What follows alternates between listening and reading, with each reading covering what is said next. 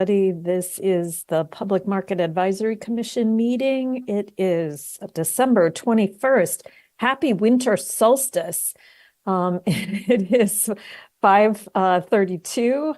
I just wanted to say how nice it was to see everybody in person last time. And here we are back again on Zoom, and I'm glad not to have to be in the traffic.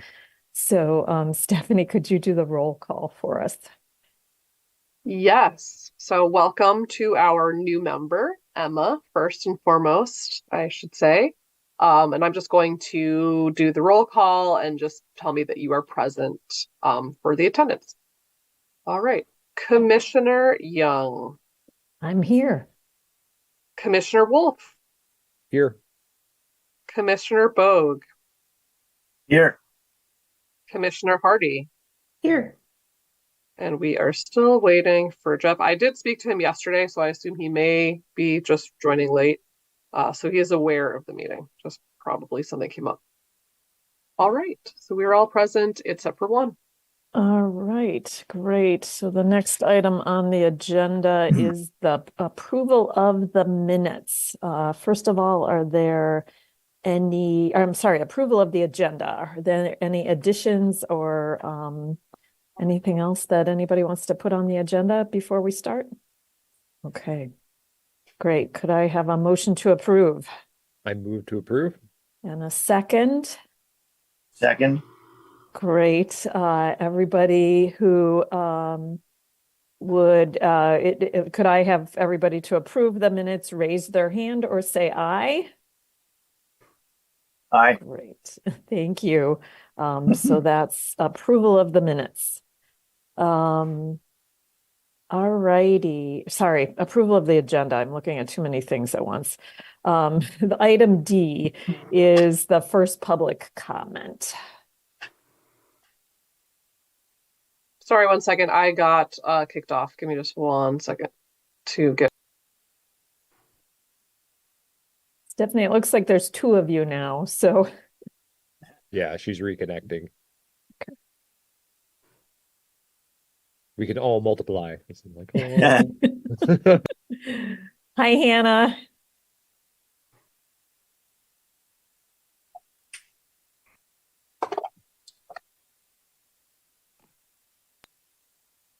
Yeah, it kicked me off and then it started me automatically. So I'm not sure exactly. That's not happened before.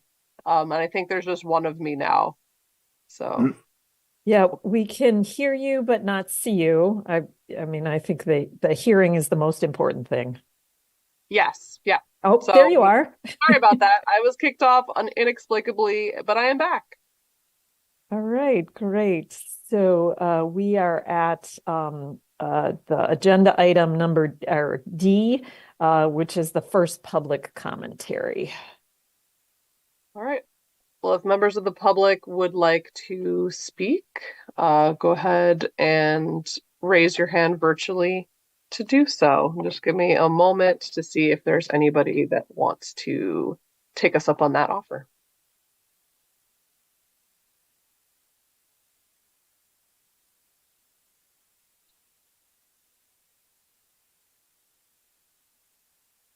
I am not seeing anyone for first public comment.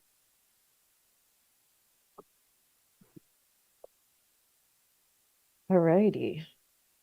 Then we'll move on to the next item. And just a reminder, there will be an opportunity for public comment in the latter half of the meeting.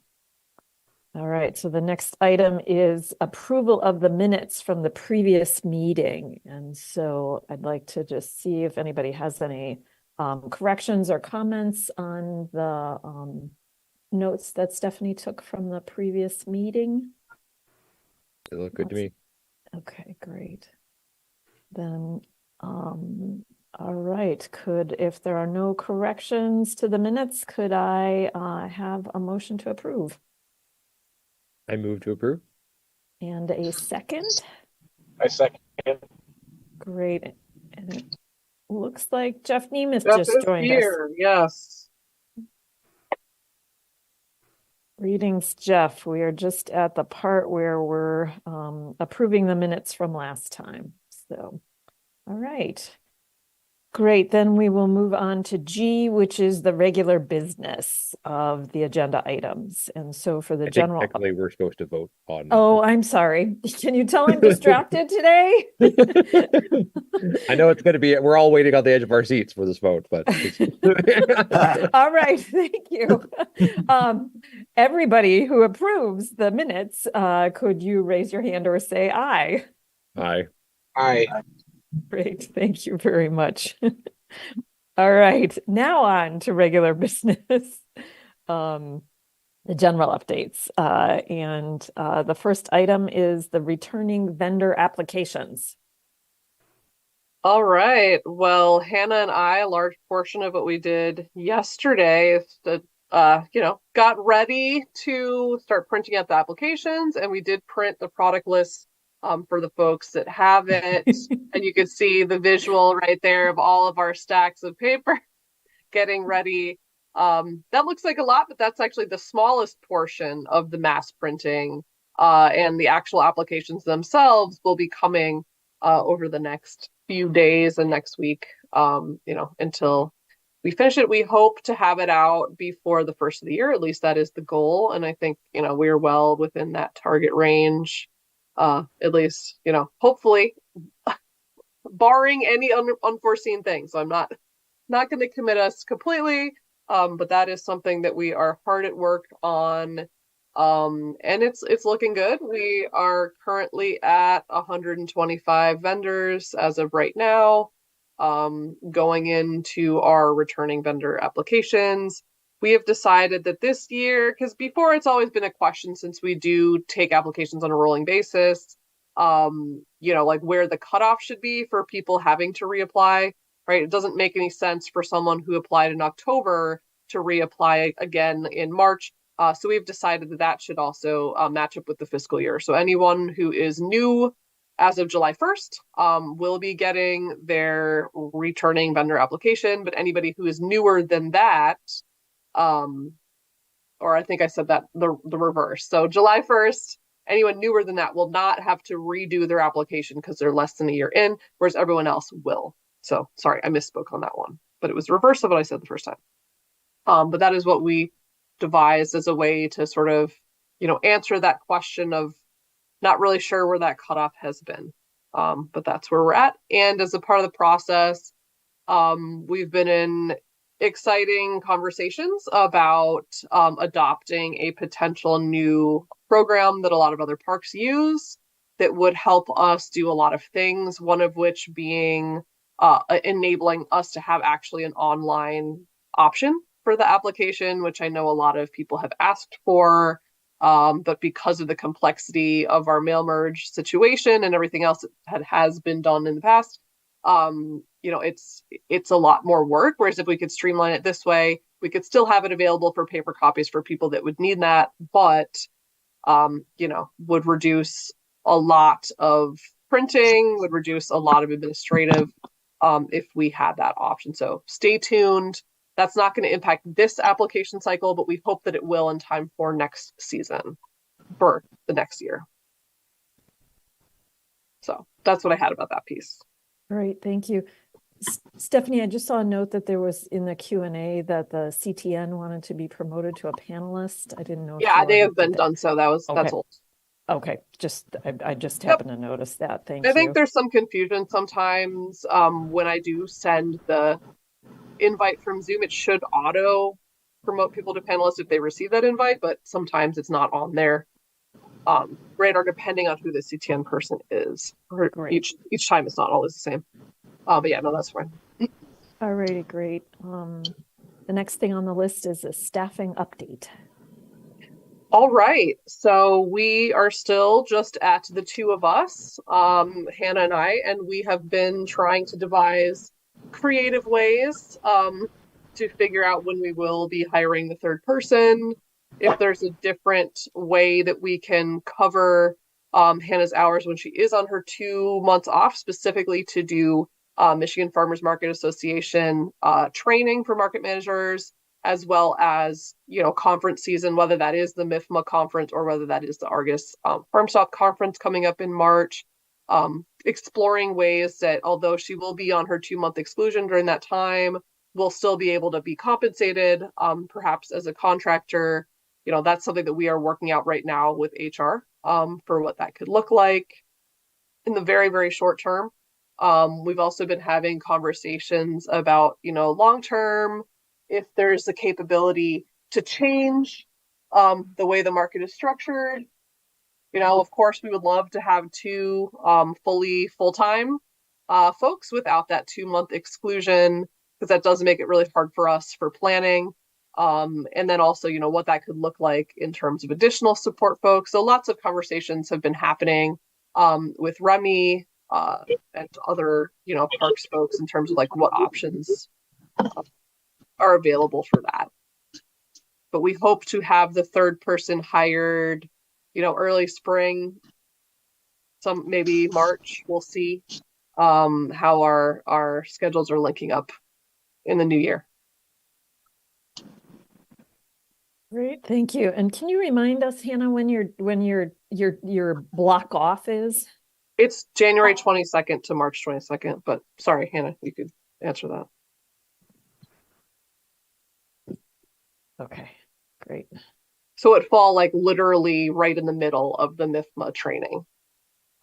It would be like, 2 of the days would be covered, but then the rest would not be. So Kids are too loud. what's that? I think Jeff's talking to his family. Yeah. Okay. Well, he has muted himself, so problem solved. Great. All right. Okay. Any other questions, comments? Okie doke. Then the planning for the 2024 events.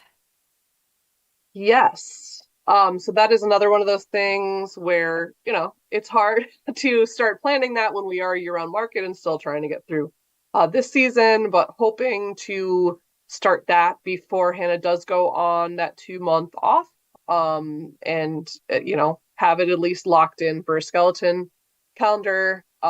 We have talked a lot about wanting to bring back a lot more kids programming. We sort of had a story time person that had wanted to come out last year, but they weren't very consistent. And it really wasn't an ideal situation. So, we're focusing specifically on bringing back that part of the programming pre-COVID, whereas I feel like everything else this year, we pretty much got back to the level that it was, whether that's the cooking demos, the food truck rallies, Flower Day, or all those other things. So that's sort of an area we're looking to focus and expand. Another area, which is always a sticking point, because again, we have very little to no budget for musicians.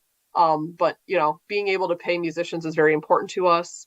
And that remains to be something that's, a point of negotiation, but we are hoping that there will be more money coming through the budget for that for 2024. Otherwise, I don't know, Hannah, if you had anything to add about events planned for 2024 or thoughts you had on that. I think just with the kids programming, hoping to get with the library again, because that fell off this year. Yes. So the perennial attempt to partner more closely with the Ann Arbor District Library, which has been confusingly difficult for the last few years. So we're hoping that will be different this year. I'm And that's all I curious have. with Yeah, the music issue too, that I used to live in Boston, and there was a really active busking culture there. And so Right. having street performers for pay that way, is that something that's an option? Or I don't know what city of Ann Arbor, there aren't a lot. I mean, Violin Monster is the only one I can think of as a specific, but we have people busk all the time at market. It's more that we want to be able to pay them, like beyond tips. Right. Like, for example, Vibe Man John, he's a vibraphonist. He's been at market the last 2 weekends. He will be back on Saturday. He is 100% busk person, and he's great and he loves coming. But again, like, I would much rather pay the person for their labor that they are doing, because I think it also would increase the quality of music that we could have. It would increase the frequency of music.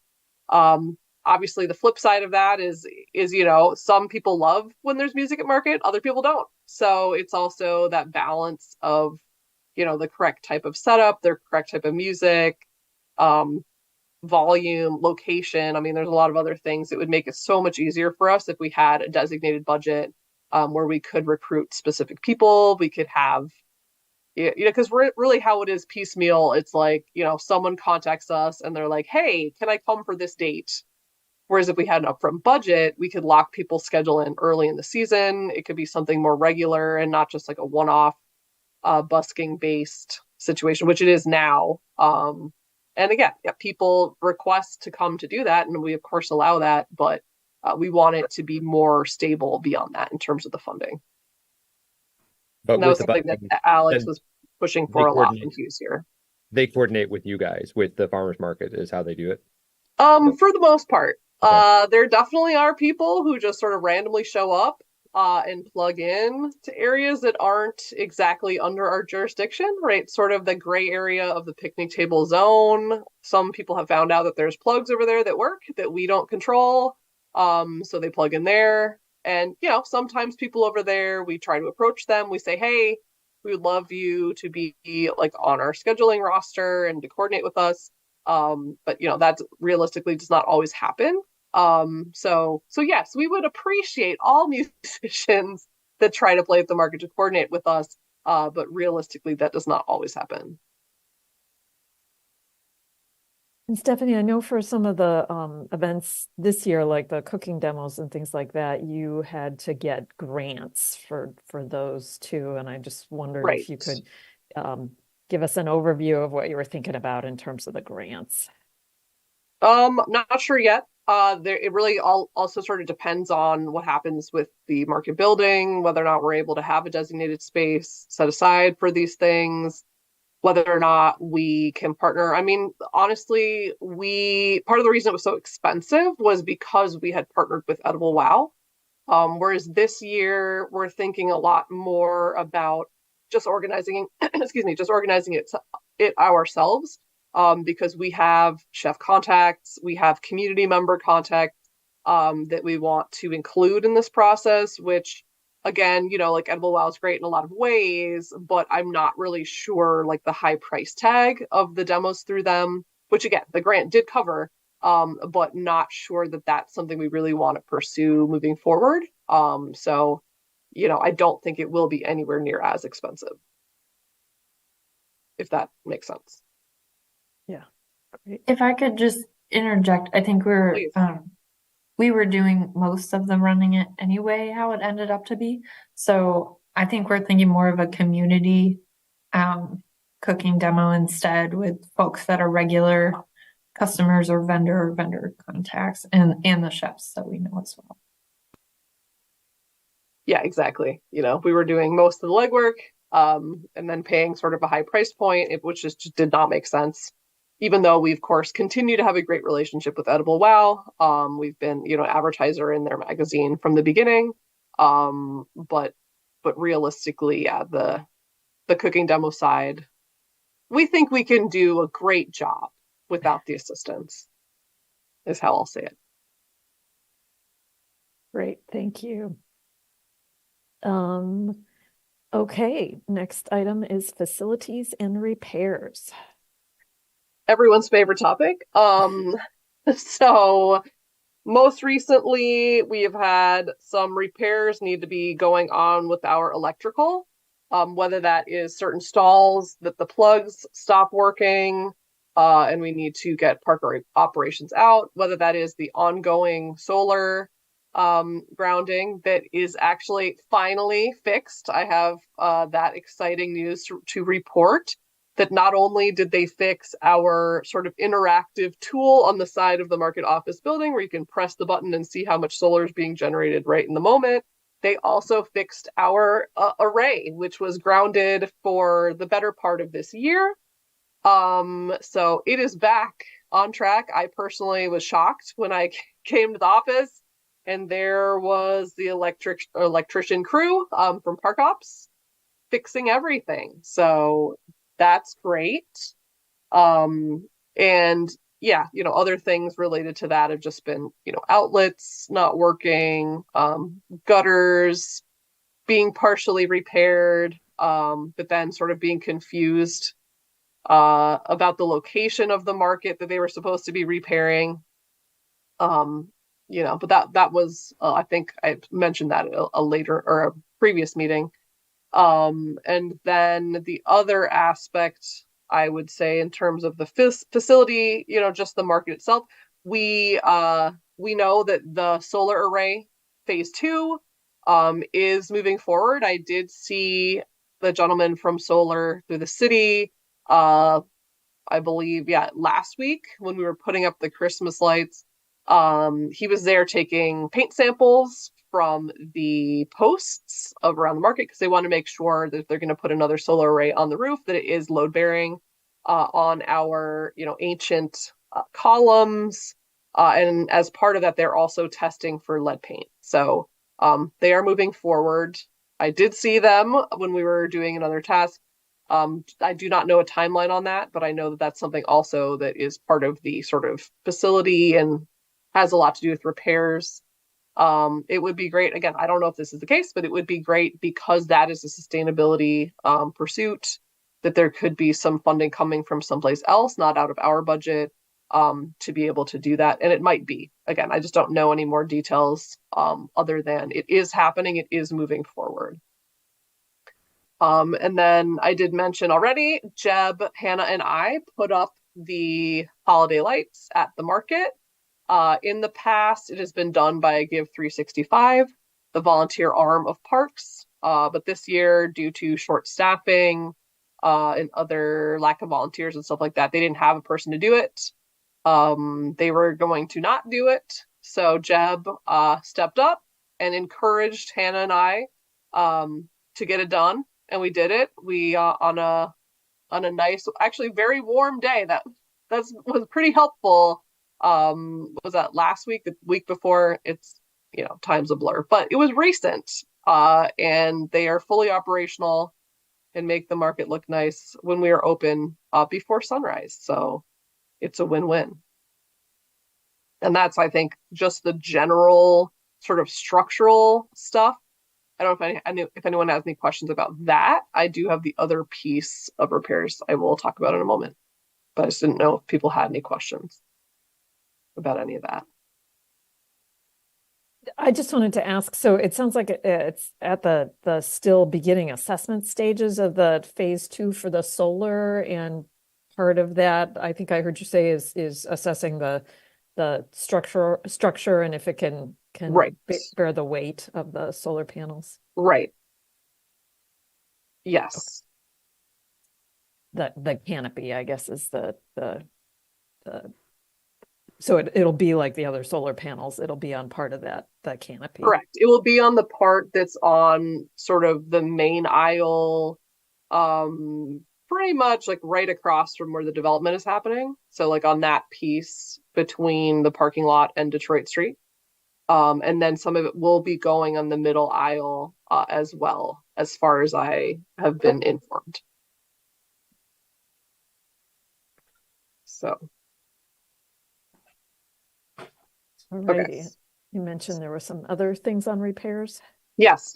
So, the market office building. So on Saturday, we came to market to a giant barrier on the side of the market office building. It is bright red. Of course, we got probably 2,000 questions about what it is, what it does, which was rather frustrating. But it is part of their plan to make sure that salt does not get into the crumbling area underneath the market office building.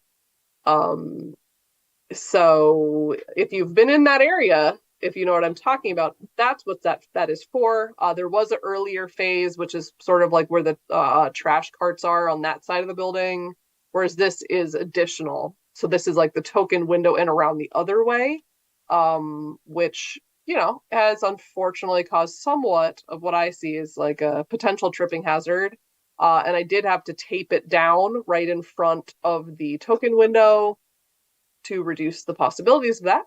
But we'll see. We hope that it will do what they are saying. But it is not really affixed to the ground very securely. So, we'll see. We also noticed there's already a bunch of leaves under it on the one side. So I don't know if those just were blown in there or if that area was not even swept before that happened. I don't know. I would assume that it was. But yes, we've gotten a lot of questions, definitely, since Saturday. Hannah actually had to put up a sign that said this is a salt barrier to reduce the amount of questions we received because it was getting a bit out of hand on Saturday morning. And we should have just put a Christmas bow on it, and it's red anyways. We should have just rolled with it. Maybe we still can. Maybe we can do that for Saturday. But yeah, so that's a step again towards trying to mitigate any potential additional damage that could happen to the foundation of the office building before the repairs begin. So does the barrier extend all the way from that corner with the big crack in it to the token window? And around the other corner as well. Really? Yes. That's why I said, come take a look. You'll see it. And one side is like bright orange and the other side is bright red. And the other side that's orange has a further extension. It's got, it's like a layer superimposed upon another layer, whereas that other one is just a single layer. So it doesn't stretch out as far. But honestly, it might have been better for trippability if they had done what they had done on the other side in that location too. Because, I almost tripped on it trying to take the window out. That's how I noticed it was a problem. Is there a possibility of making it more or less hazardous while maintaining what the city needs to have it protect the building? That's a great question. We weren't even aware that they were going to put the second phase on it, and we sort of showed up and there it was. So I definitely can reach out to them. Obviously, being that it's holiday hours coming up soon, it might take a little bit of time. But another thing I'd started to notice is when water pools on it and freezes, it becomes an additional hazard. And I'm not sure if that's something that they really thought through. Because again, like trying to have a salt barrier, I don't know if I feel comfortable putting salt on directly on the salt barrier. But I will sort of reach out to them and find more information about that. But that's a great question. We'll make a note. Seems pretty extensive to me, so. Yes. But, they're at least moving forward with that. Other things for the facility, folks might remember we have a new janitorial company that has the contract to clean parks facilities, including the market. We had a few hiccups with them over the beginning months, including like a confusion about the Thanksgiving holiday where, they didn't show up at all. So, anytime they don't show up, obviously the burden falls on Hannah and I to fix the dirtiness and do that. But, since I reached back out to them in late November, things have been fine again. And for the most part, they've been good. I think it's just sort of like people not understanding how much the market is used, especially, when they're there after hours and it seems like a small space. I don't think they realize how many people actually go through it. But, we are working it out, and they have been easier to at least contact and speak with than the previous people. But that's something that is also, facility related, although it's not repairs, it's just more ongoing maintenance. And then, of course, lastly, where would be this conversation without a conversation about plumbing?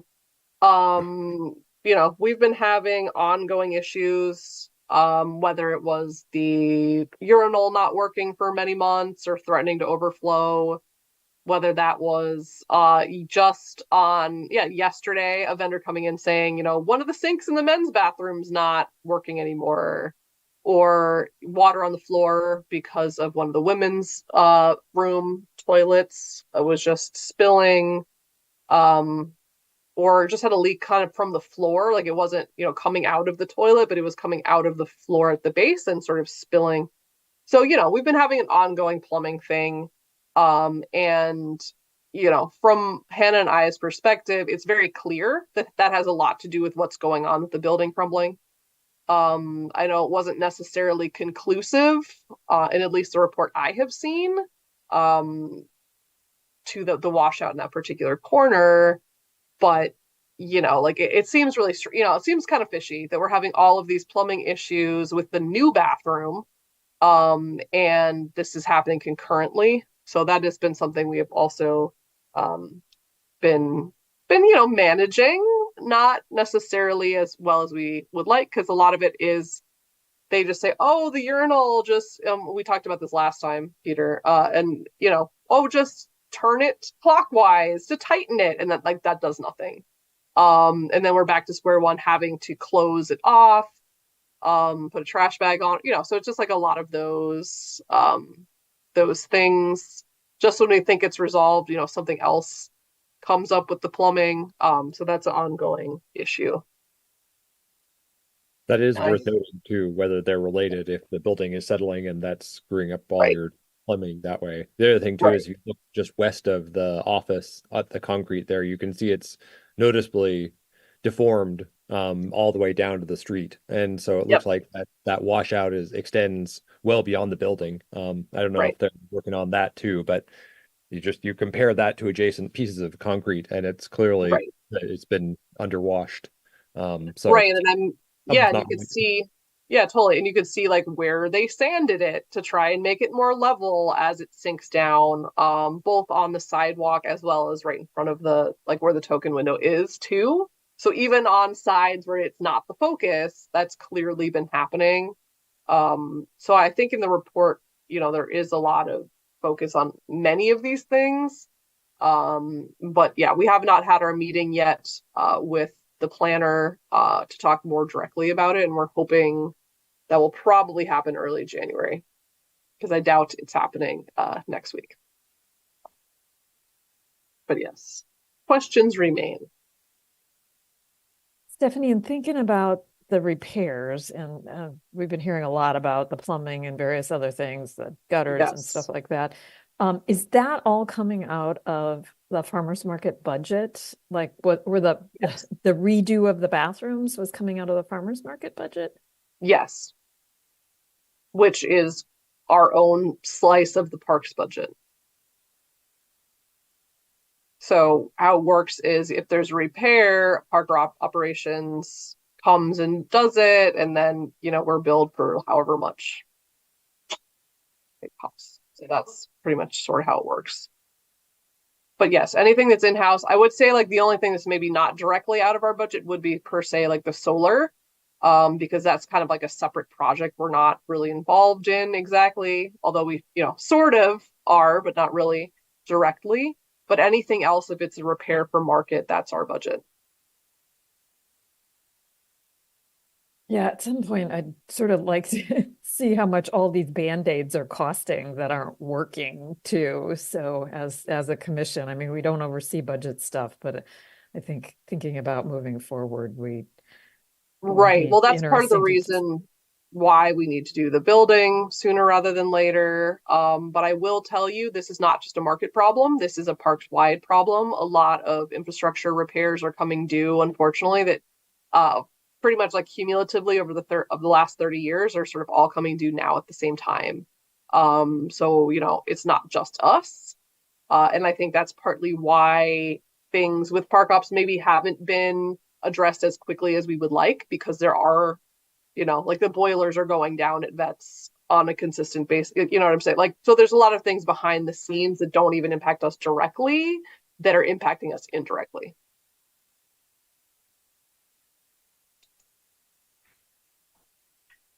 Okay. Any other questions? All righty. The next thing is the vendor survey. All right. So a lot of vendors have taken it so far. Let me see if I could potentially pull up some of that data, because I could maybe share sort of an overview with folks. But I don't know, Hannah, if you had any thoughts on what we have seen so far while I I mean, pull I that up. still have more paper ones that I've just been getting to enter. So if next month I could present a more presentable overview, that might be helpful. Okay, great. That would be wonderful. And I'll just show folks sort of like the pie chart for right now. Let me scroll down to it. Because a lot of these are questions that, you know, might not be that interesting to the commission. Like, what do people sell? You know, how many stalls do you have? But I can show you, this is the question that we asked was about the permanently assigned stalls. So this is the one I'll show you that is the response of, you know, like whether or not people should have 3 stalls, have 4 stalls, have something else. And give me just 1 second, I will show the screen on that. Hannah, do you have a percentage estimate of how many vendors have responded? There's 56 vendors that have responded And that's out that of are entered. We have others that are paper that have not been entered yet. So this is between online and early entry ones. Okay, so you probably have at least 50% that have responded. Ish, maybe a little bit less. So here is the pie chart that is for the 56 responses. So again, this is not finalized, but this is what we have now. The blue, as you can see, is the most popular at the moment, which is folks should have 3 stalls, that there should not be 4 stalls. And then again, there's a bunch of different options that people chose, either keeping it the same way that it is, or orange is make it less and have 2 be the max. You know, not answered can't decide, not answered, etc. And then I will scroll down, and then we see what are your most busy hours during the market. This one is interesting because you know, there were some people that chose 7 a.m., which I think there's some newer vendors that would like to see it start later. But you know, a lot of people aren't necessarily interested in that. And I will show you that data later. But you can see here the most popular hours in terms of busyness is that 10 a.m. to 11 a.m., followed by 11 to noon and 9 to 10. Again, really not that shocking for anyone that has attended the market on a regular basis. That seems about right. And then you can see the drop off really drastically after 1 p.m. Part of this is because of the rate of sellout, right? When people leave because they're sold out, or also, you know, people thinking everyone else is starting to leave, I'm going to leave too, which causes a chain reaction of people, you know, breaking down. Okay, and then we'll scroll down to here. This is the least busy hours. And it's interesting because although some people chose 7 a.m. to 8 as their busiest, you know, that was the second most chosen least busy hours. The most chosen is that 2 to 3 p.m., where you can see 78% of respondents, followed by the 63.6% of respondents at 7, with, you know, 8 a.m., or excuse me, with 1 to 2, and then 8 to 9 being those next ones. So again, not really that surprising information. And then this is, we asked the question, which was more directly like what best describes your feeling about market hours. And it's kind of evenly split right now between market hours should remain the same, it's working for me, and market should have later starting hours earlier in the fall. So this would be, you know, November, December, we would potentially start at 8, which is what this option is capturing. And then, you know, a smaller portion of people saying that it opens too early for them. All right, winterization question. And, you know, stop me if I'm going too quickly or if you have any questions. So if the market was winterized, would you be more likely to come to market during the winter months? Because this one, it was also a question not just about do you want winterization, but would you expand your product offerings if that were the case? So as you can see, so just about, we'll say 51% say yes, I'm cold, customers are cold, and winterization would help me in my business. Second most popular is I already attend winter markets, but winterization would be helpful. And then about 11% said no, I don't do winter markets. Even if it was winterized, I would not come. And then we have just about 7% of folks that said that they would expand their product offerings. And then the other slice is the purple, was I already attend winter markets and don't want it to be winterized. And then the other one is reverse that. Orange is I already attend and I don't care about winterization. And then the purple, it's kind of cut off, so I'm unable to see it. Give me 1 second. Says I already attend winter markets and I don't think we need to winterize. So interestingly, the orange and the purple are sort of the same answer. Okay. I think purple is meant to be like, I am against winterizing, and yellow is indifferent. Okay, gotcha. So purple is against, orange is indifferent. Great. Thanks for that clarification, Hannah. And then lastly, we've got plastic usage at the market. So we added this question just to sort of gauge, people's level on this, because we have questions a lot from customers about whether or not we could ban plastic at the market, what that could look like. So we were asking just to get people's idea. And again, the most chosen is people use some sort of plastic. And then this was the one that I added because, again, there might be some funding out there in the world of grants for support for businesses, specifically farms, to move away from plastic, and whether there's money, because it is very costly. That would be a cost burden on a lot of our farms. And you could see that 14.3% of people said it's too much. But this I don't use is 19%, and this is I would appreciate support. So this is a 16%. So 9 respondents said they would love some sort of funding or help to move away from plastic packaging. So we had a lot of options on this one. I want to see all vendors use less plastic bags and packaging. We put some sort of more lighthearted options in there to keep the brevity. And then a bunch of people added their own comments, right? Whether they're saying, I reuse stuff, I offer commercially compostable, I can't offer this because I have meat and it, the paper bag would tear if they're carrying it. So there's a lot of different answers. And 18% of people would like to see an overall reduction at the market. And then again, the rest is just anything else you'd like to add, which I'm not going to go through because there's a lot of different responses.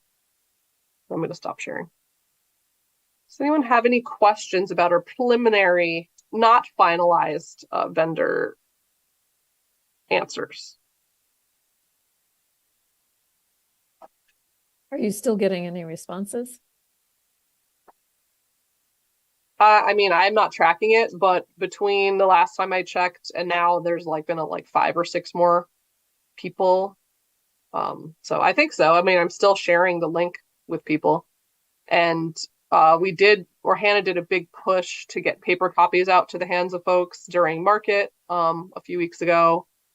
So it's still in play. We are still gathering responses if people want to participate. Great, thanks. Look forward to getting the full report. Any other questions or comments about the survey?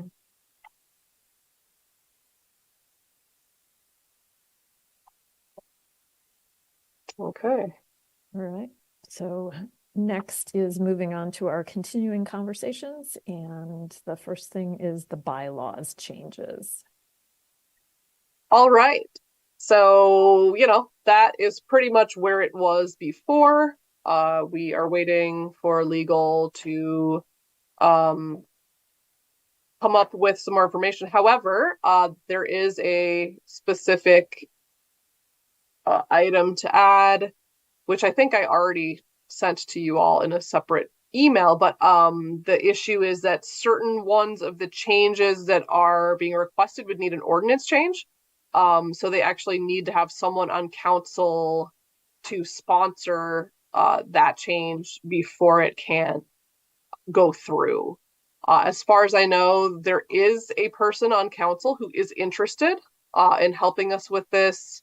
So it would just be, you know, having to go through the whole process of being introduced, passed, and then coming back to this, and then the bylaw edits could go forward at the city. Does that person need any further information? I mean, Peter did the lion's share of work. I also helped with that. I mean, We have shared with them all of the work and all that information that you all produced. It has been distributed to them. And I'm just trying to see if I had more information specifically, because I got an email about this just on Tuesday. So yes, it's a council member, Regina, is willing to sponsor whatever is needed for the ordinance / bylaw revisions. We just need, I think, yeah, just a brief write-up on the reasoning, which, you know, we could just send him the information, which Chris Frost also already has. So we're just waiting for a timeline on this to move forward. okay. And I think Great. specifically if this has to do with like the membership numbers, I think was the big one. And then I think some of that language in the beginning that was added, I don't think really would necessarily work for that. But let me just put a note of this. Yeah, I mean, we just took that language out of the Parks Pros plan. So Right. But it's mainly because of that. And he did say the one thing is that, you know, it was pretty simple to do like the conflict of interest thing. You know, there's a lot of other sites that already do that. So that one's relatively easy. I think it's just, you know, the main expansion part is what it would be. yeah, I think the term limits was also the other Yep. thing, and that again we copied straight out of the Parks Commission model. Yep. Yep. So, you know, it's just an additional bureaucratic step. I don't think it's really, you know, that big of a deal. It just might take a little bit longer. Well, I think if they have any questions, Peter and I'll be Peter, I don't want to speak for you, but I see you nodding your head. We'd be Yeah, okay definitely. to, yeah. Yep. Yep. Okay, great. There any other questions about bylaws changes or anything? Okay. Next thing is the producer only subcommittee. So I know we had put a placeholder on this to bring it back up this winter, and I wasn't sure if it's too soon to restart this producer only subcommittee, but I did want to put it back on people's radar for that purpose. So I don't know what thoughts people have on this. I think it's an issue that keeps coming up, so whenever you guys have time, that'd be great. And just remind me who's taken the lead on this one? It's supposed to be Jeb, but I'm sure he would love assistance and support from other members.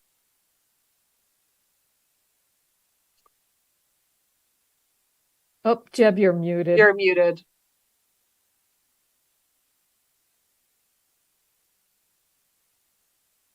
Oh, Can't we hear you can't still. hear you. There There we you There go. you go. Sorry.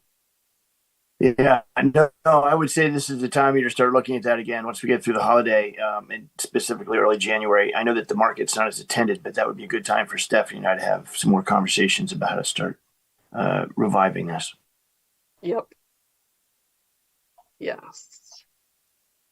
I like that. And as part of sort of the backstory, right, we're still trying to figure out our inspection process kinks in terms of, who is doing it, how they're going to do it.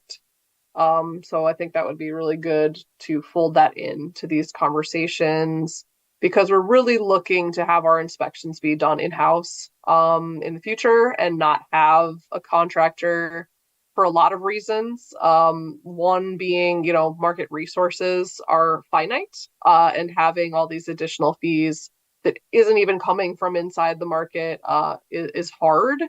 Plus, like it's also hard too to have some like random, I don't want to make it sound like this, but it's harder to have some stranger coming into your workspace or into your farm than it would be like a market staff person that you're already used to working with. So we'd rather have that continuity as well. Plus, it's a representative of the market, and I would much rather to have more influence over that than less, because that I think has a lot to do with people's uncertainty and anxiety about the producer only rules that have even led us to this conversation. So yes, let's talk about it in January.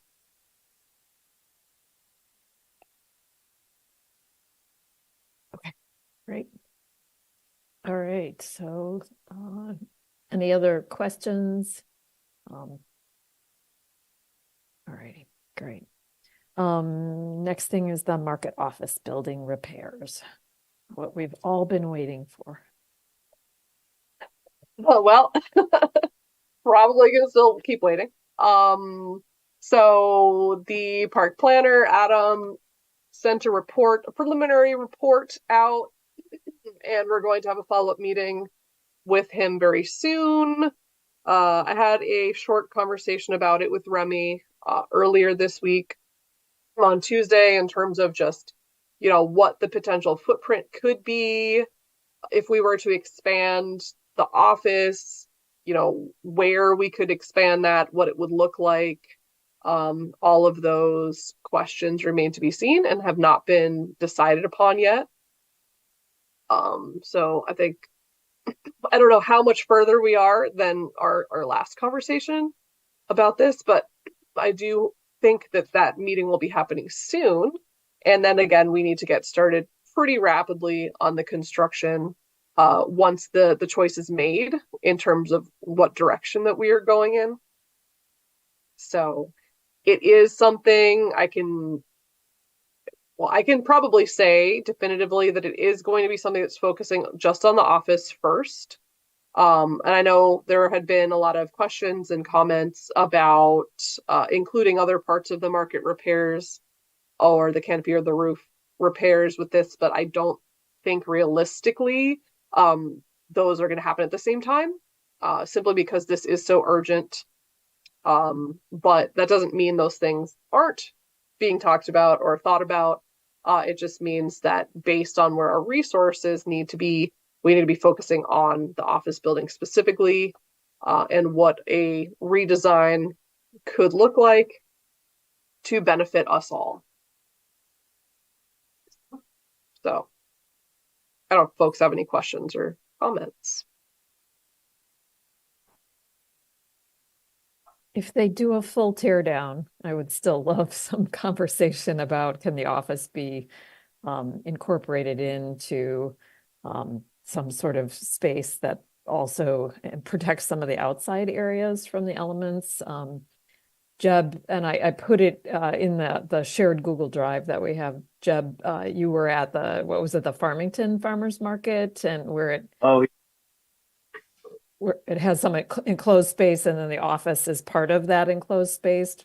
Am I remembering right? Yeah, that's correct. Yeah, that's correct. I guess the thing that would be interesting as to whether or not we can expand the construction repair can expand beyond the footprint of the current office. If it can, even a little bit, I think that offers a lot of opportunity. And that would be kind of like what they do there anyway. It's probably a quarter of the building is office and the rest is open vendors. Well, I'd say quarter is probably office and restrooms, and the other area is all vendor oriented and can be enclosed. But I guess it depends on what the footprint we end up with, because I know Peter's had some ideas earlier that were tremendous about trying to expand out a little bit, to offer some semi-enclosed spaces downstairs and offices upstairs and some other options. So the footprint of the building, the repair is probably going to be pretty pivotal, I would think.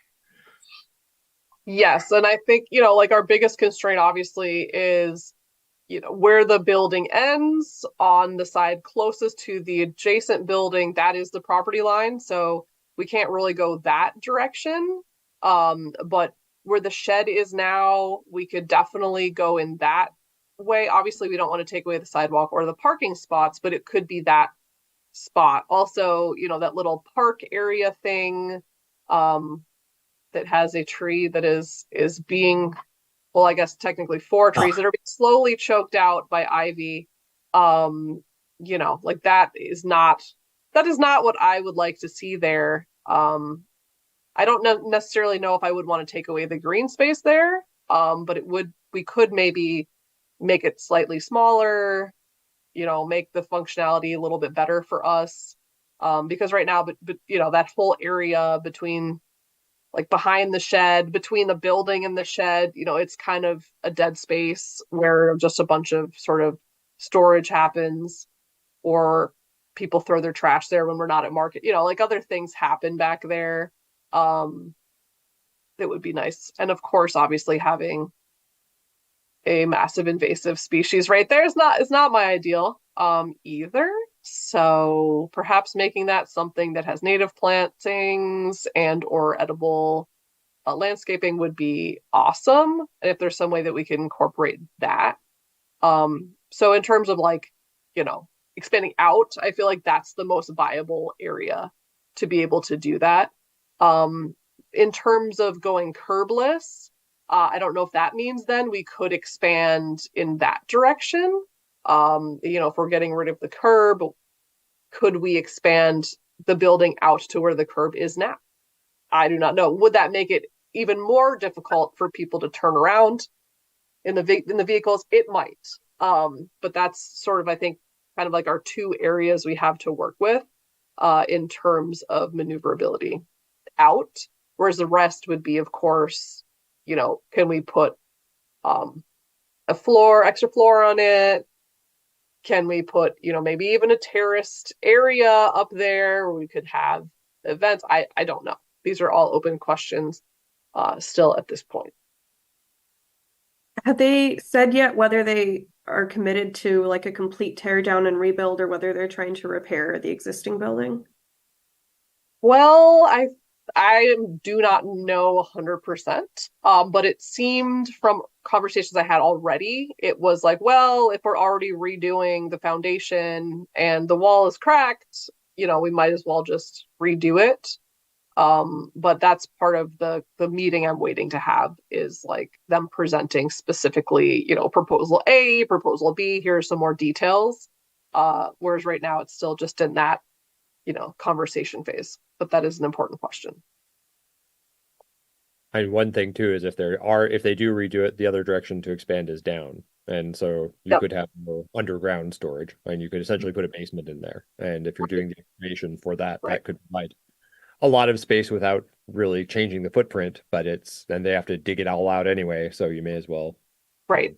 Michigan, we have to build deep footings. So Right. they'll give something to flood first. Right. See, there you go. All the water will just go right there. There you go. Right. And that's the thing. Like if we're already doing a additional story, if we had, one down, one up, it would reduce the burden of having to have the ADA accessible elevator and other, points to utilize. So and the other thing I was thinking as well, I know there had been a lot of conversation specifically coming from Josh about, could we put a demonstration kitchen in the space? On the one hand, like I like that idea in some regard, but I also think it might be better if that space had a more flexible use so that we could have cooking demos in there with our more portable stuff that we already have.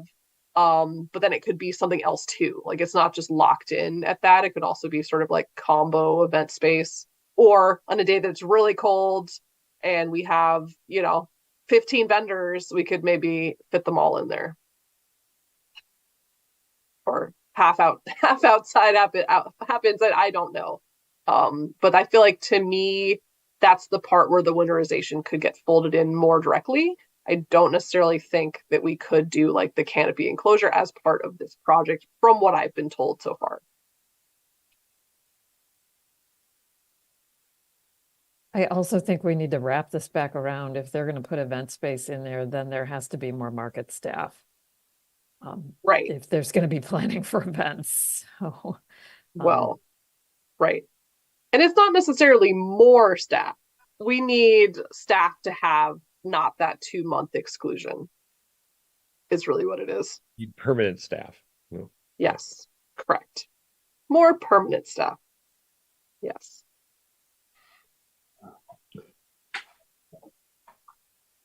And believe me, I pretty much tell them this almost every conversation I have now. So it's not anything they're not hearing. It's just not that simple, unfortunately. Okay. Any other comments, questions? Okay, so Hannah, sorry, I was just going to say Hannah unfortunately got kicked off the internet at the market. Okay. She is trying to get back in. Great. So, sorry, go ahead.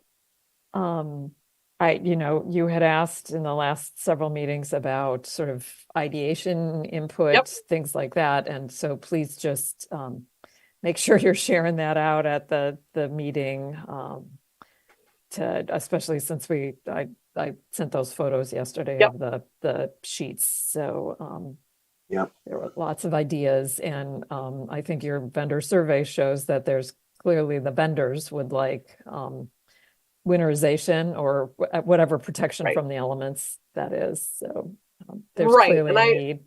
Right. And I just wanted to clarify that I don't think any of this is because there's not acknowledged need. I think it's because the space is so specific and so unique. And there's a lot of moving pieces. Like if, for example, to go back to one of the older ideas, if we did the roll down sides, but then people still needed a level of heat because it's too cold and apples are freezing or produce is freezing, that would trigger a fire code violation. So, and on top of it now, like any energy source we put in would have to be sustainable too. So, there's like a lot of, I think, pieces it might not have been in the mix before or not acknowledged. But I just did want to clarify that I don't think it's, a question of will or a question of desire. I think it's really just like logistical difficulty is sort of like the biggest stumbling block, at least from what I have experienced. Understood. I think this is why it would be lovely to get some buy-in to a master plan too. And, there are a lot of moving pieces at the market with all the repairs that need to be done, if the solar going on the canopy and the ADA compliance and things like that. But that's what creative designers are about. Hopefully they. Right. I guess really what I'm just saying is like, this has been in conversation since at least the 1960s. And if it was easy, it would have been done. That's where I'm at. I still think there's lots of wonderful creative minds. So, and I do want to say the other thing is, as a taxpayer in Ann Arbor, I'm a little disappointed that the market building is only from 1984 and it's, getting structurally unsound. That's not given me a lot of confidence in moving forward on a new building. And so that's another thing that just to convey our concerns about that, or at least my concern about that. Right. Well, I think what happened was there were some errors in the construction process, right? They didn't use the correct grade of concrete. They did not fill in the cinder blocks in the foundation. And I don't think that that's something that you would necessarily have to worry about. Whereas again, like that was like an oversight almost 40 years ago. So, I would not worry about that. aspect of it. There's a lot of other things to worry about, and I wouldn't necessarily include that. However, it's also a staff safety issue, right? This is such a important thing because Hannah and I will be unsafe if we allow this to continue unabated. And again, I know it's frustrating for folks feeling like the winterization is taking a backseat yet again. But the reason that's happening is that there is not a viable way forward on that as of yet. And this is becoming, a staff safety issue. That they told us that we have until spring, and then it's just not going to be safe for us to be in there anymore. So I just wanted to asterisk that as well. Not just staff, but all the vendors Right. that use the office, Right. the bath customers, everybody. True. Yeah, True no, story. I wasn't Safety questioning issue. any of that. It's just like I said, as a taxpayer in Ann Arbor, I'm disappointed that they couldn't build a building that, my house is 80 years old. So, anyways, just want to put that in there for comment. But I see that Emma also unmuted. Yeah, just pointing out that the winterization, I think, is also a major safety issue, given that people have caught on fire from their propane heaters. So I don't know if that's a fire code violation or not, but people, like I've melted and stuff. So Right. So physical safety on the line there too. And we've Yeah, already talked about the wind. Right. And that's important as well, for sure. I wasn't trying to downplay that. It's just more that the way that the market is makes it really difficult to do certain edits to the way it's been used because of things like, if they're worried that the roof cannot sustain another solar array, how would it be able to sustain, sidewalls with the wind? It's not gonna happen. So yes, good point. I wonder too if another kind of end use for this whole infrastructure modification and winterization could be is kind of revising the framing of the office as just right now it's the farmers market office and it could be an energy hub. And so if it's used as an energy hub, that there are a few things that are switching. You've got the solar cells, additional modern, more efficient solar cells. The other thing is the lot across the street is going to be going down so that EV parking is going to go away when that building goes down, creating more additional sites for EV parking. If we did upgrade the electrical throughout the whole system, then we could electrify. So a big push has been moving away from fossil fuels. So if we can electrify, moving away from propane heaters, if people are heating even without sidewalls to have electric heaters, also would help if we did have high voltage sources for like the food truck rallies. I mean, that's the thing, you go there and just like generator after generator, it's kind of a environmental disaster. And so you could when you upgrade that again, let's say a basement, you have a larger electrical system and a battery potentially back up there too. And it could be social resilience, all these things all integrated with solar generating capacities. One of my other hats is also I'm the data czar for the Ann Arbor 2030 district. And so we're dealing a lot with this right now for like the public school buildings in terms of efficiency upgrades for adding insulation, but also solar, and discussing battery backup and how to put that as a greater energy integration. And it would fit kind of thematically with the farmers market. It's like providing fundamental resources to the community, be it food, all of which are solar powered, be it food, be it electricity, that would be a nice connection. And again, if the building is sinking, how do you take good, you can't let a good crisis go by without taking, we can't waste this. So if there's some way to, okay, we can lever that maybe, and that could actually solve a bunch of problems simultaneously if we play it right. And again, it's the integration with DDA, it's integration with the environmental group, it's integration with sustainability, integration with parks and market. It's a hard integration, but it's a natural integration point, and it could provide a physical nexus for that clearinghouse, be it through food and through energy, in that single building, actually. Yeah, and I think, in general, our grid is a mess, like on a regular basis. the reason people use the propane heaters is the more electrical heaters that get plugged in blow fuses left and right. I mean, I think there was like 3 in 1 on Saturday, all at the same time. And that wasn't even that cold of a day. I mean, that was above freezing. So, um, that's obviously a big part of the elephant in the room too, is that we just do not have the electrical capacity that we need as it is, let alone for additional, heat sources and stuff like that. So I think that's a really great way to frame it. And I wish it was a lot easier to capture some of like the seemingly unlimited funding that departments like OSI have that we don't have access to. Like that would be fantastic. We would love that. I've also thought about maybe purchasing a solar generator for the food truck rally days. I don't think they're that expensive, depending on scale. So that could be something that could even be like a stopgap measure in the interim before we have everything going. Because I know that OSI, when they had the local food festival, they rented a solar generator from, I forget who it was from, but buying one I don't think would be that expensive, especially given how many times we have trucks.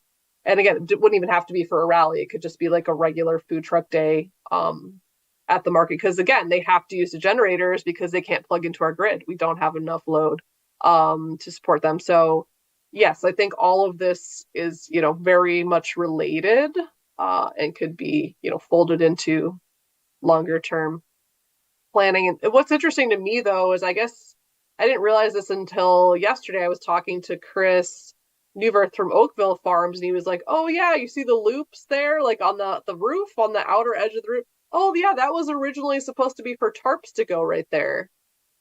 I was like, "Wait, what? How am I finding this out now? Like this was perhaps missed that originally, like that clearly was the idea to have some sort of enclosure that way. And then again, perhaps it fell by the wayside because of the wind, because of the fire code changing. People also used to have open trash barrel fires behind their stalls at the market in the past, which again, much more sustainable than what they're doing or allowed to do now. So yeah, I think there's a lot of really interesting questions and ideas for the winterization. But I think unfortunately we have to get through this building first. But I like your idea of leveraging it to encourage more creative thinking. I just don't know I if think a that's key going to part of be it might be embraced. to EV charging, because Right. that is we're losing some across the street. There's a huge with the infrastructure bill. There's a huge amount of funding that come out. There's a lot of interest in it.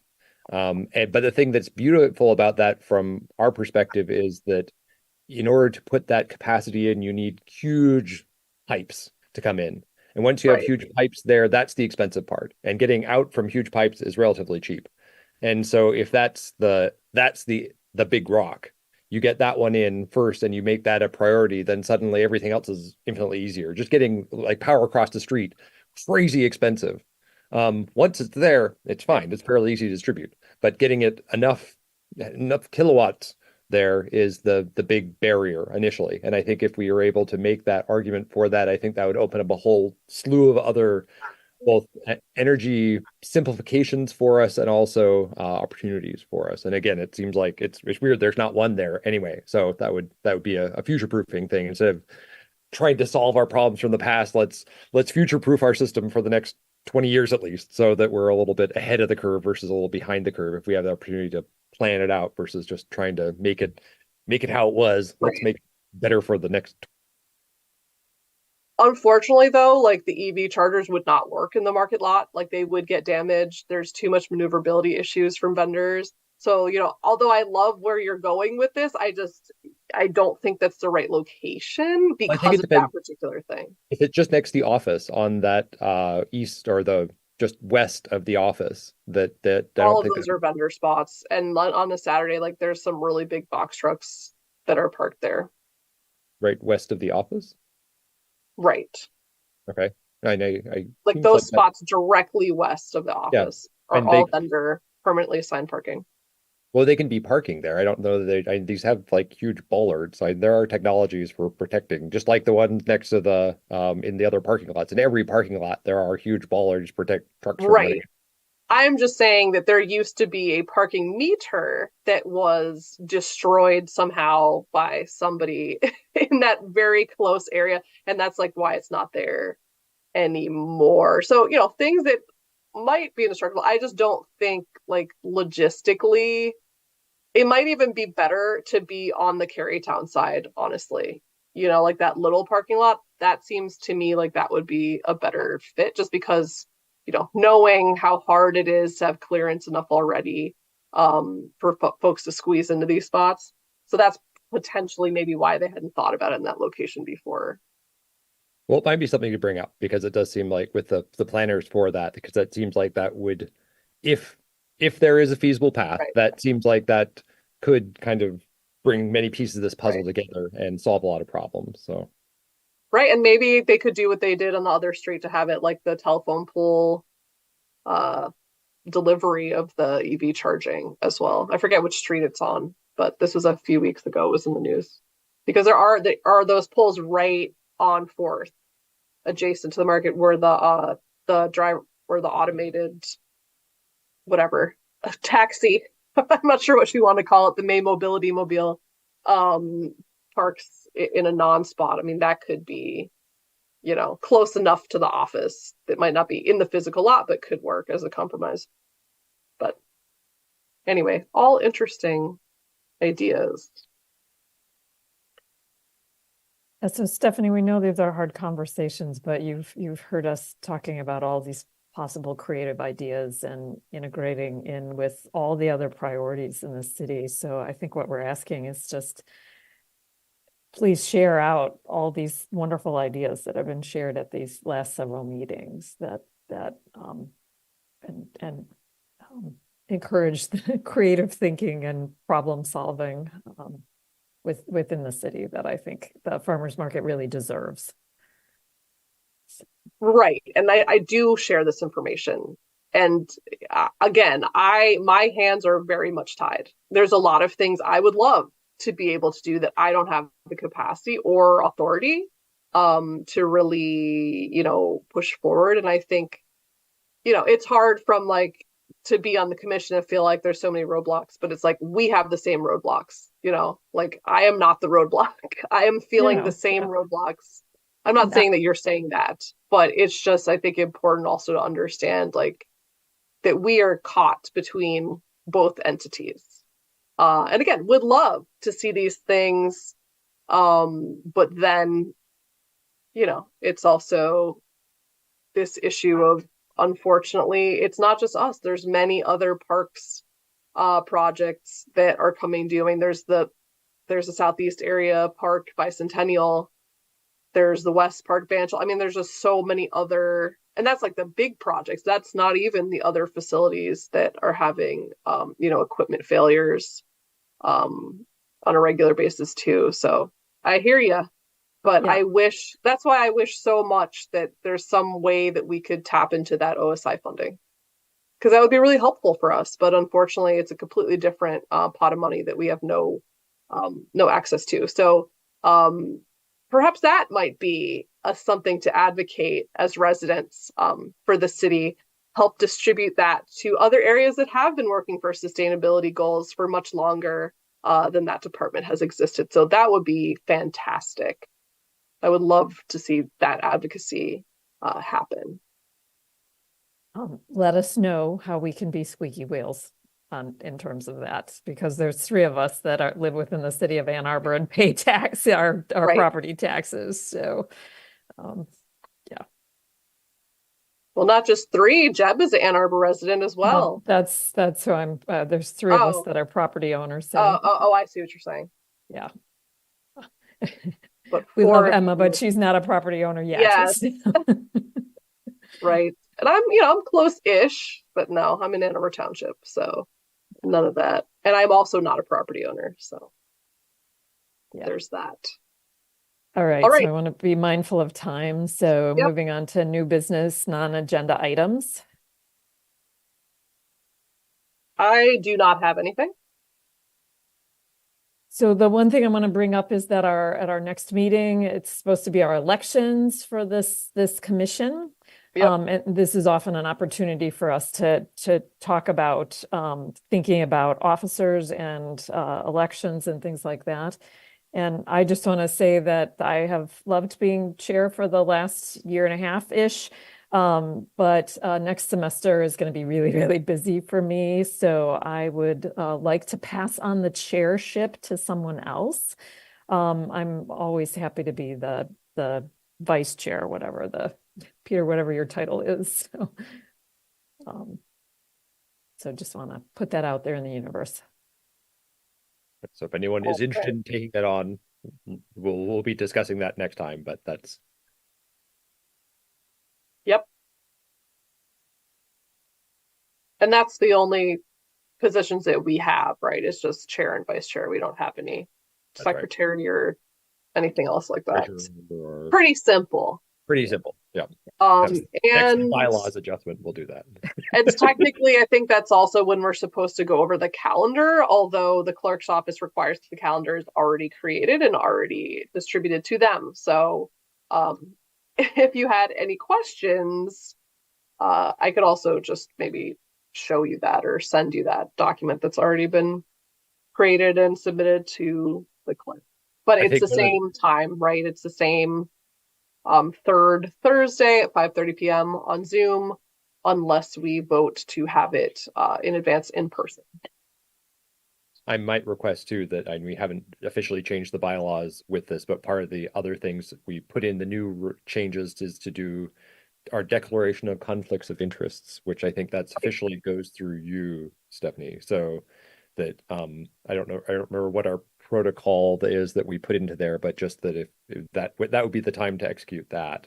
I think it was a written thing where it's like essentially I think you send out a request to say submit your written report of what your conflicts of interest are, and then we submit them to you. Right. And that just be an annual thing that we do every January. And it's fine to have conflicts of interest. And some of you are vendors. I'm not a vendor, and that's why we have so it's all above board. People know it's like, yes, I am this person who works for or runs this farm. And I'm also, so I have an interest in that way. And so that everyone knows. So it's all up above board. Then so that's just this declaration, and that may well have changed from year to year as people remain on this board. So just so that everyone knows and everyone's regularly aware of what those are and that they're declared. So yep, sounds good. The other thing that I like to just bring up, and we don't have to have a vote on it now, but I want to make sure that we do. There was a lot of positive response from the in-person meeting last time, so I wanted to put a pin in the calendar before especially the farming season gets really busy again, to have another in-person meeting, possibly February or March being that time when it wouldn't conflict with lots of other work that's happening on the farms, and clearly before May, when the Wednesday markets start up again. And to add on to that, we might just put that into the calendar. If we're rolling out the calendar for the year, can we just put 4 pins in because I think that's what they have as the 4 per year is for the in-person, that we just roll those in, and so they're done. They're declared for the year. It's a quarterly in person with rest of them are digital.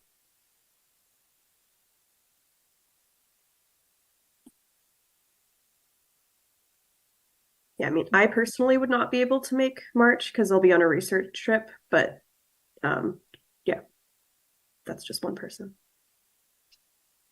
And that's kind of why I prefer actually doing it per meeting when people have a better sense of like what their schedules are going to be. That would be sort of like why I wouldn't want to do it all in advance, because again, you never know if there's like a tornado happening or flooding where Jeff might not be able to be there, or me, or a snowstorm where no one can drive, for example.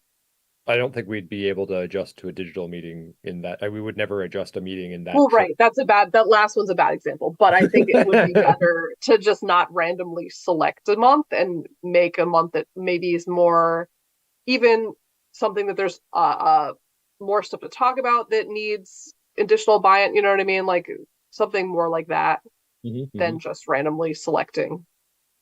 That But makes sense. I guess with the one thing with it too is at least establishing an intention. And so if the intention right. is clearly, then making that clear, it may within the documentation that we'll have or within the proposed schedule is like, and it could be too that we have these are the 4 dates that we're proposing.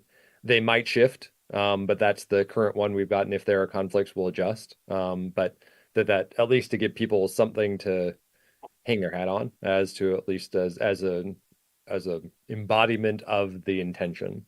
It would be a way to do that. And I hear you, and there are totally good reasons why it may be like that's going to be really horrible because 4 people are going to be traveling during that week and they know it. And if we knew it the month before, I think there, have to give notice as to how when we change the schedules and things like that. So that would be, I think, if we'd have a touch base on the month beforehand to make sure that that's still what we wanted. And if there was a wiggle in there, I think that seems totally reasonable. But that just trying to figure out ways to make it easy and also make it just again totally upfront and kind of what we're aiming for. I think that would make it easier for people to plan for.